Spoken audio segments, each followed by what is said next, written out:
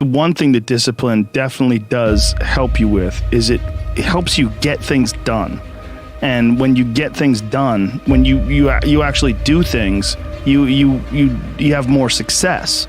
If you have more success, and sometimes a big part of success is just not being lazy and just doing it. Yeah. That's like 90% of it is just showing up.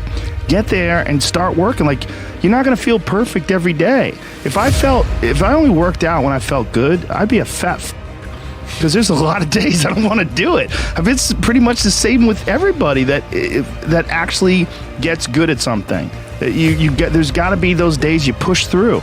And they're probably going to be more numerous than the days you don't.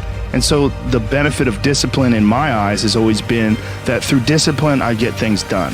I always say that I'm like the most lazy, disciplined person I know because I don't want to do it. Yeah. But I always do. Our bodies, for whatever reason, most people, their associations are to avoid anything that's uncomfortable. But it's so illogical because when you look at comfort and you look at success and progress and the feelings of accomplishment and of getting past certain hurdles in terms of like how you feel about life, a lot of those are connected to discomfort. Like, discomfort is your friend.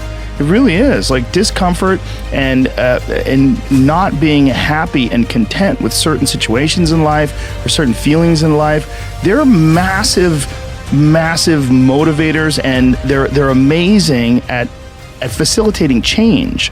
And yet our instinct is to avoid those and just sit on the couch and watch some reality show about dudes who make moonshine with our jaw open, like, it's bizarre.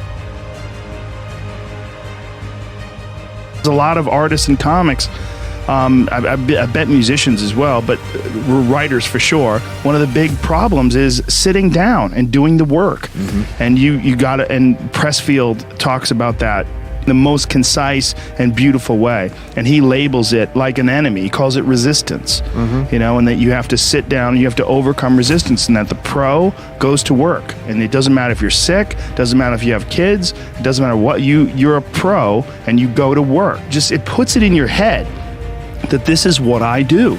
This is what, and you have pride in that. And then when you are in front of that keyboard and you look down the count, it says, I got 1,000 words today. I put 1,000 words in. You're doing the work. Yeah. And out of that work, gems blossom. Yeah. Little things, but you might have a day where you just write nothing but dog.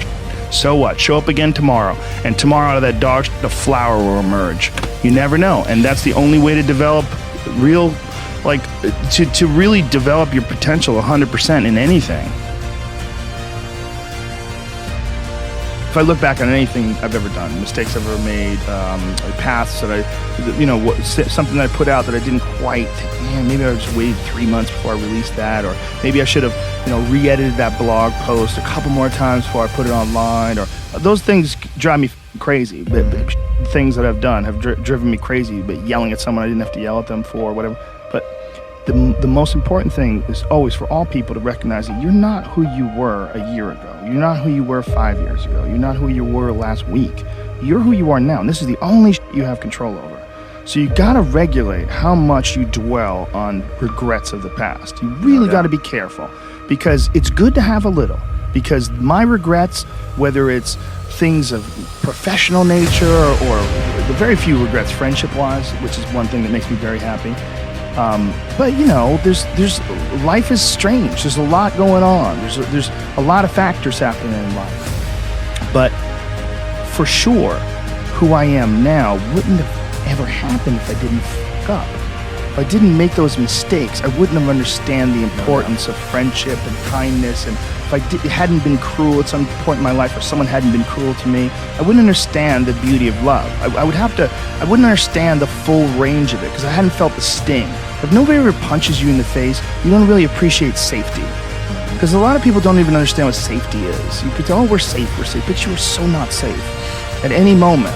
And when someone's punched you in the face a bunch of times, and you've been in a street fight with some guy you barely knew, you've gotten in an argument with, there's something about regular safety that's sweeter. Yeah. It's more delicious. Yeah. It's more delicious.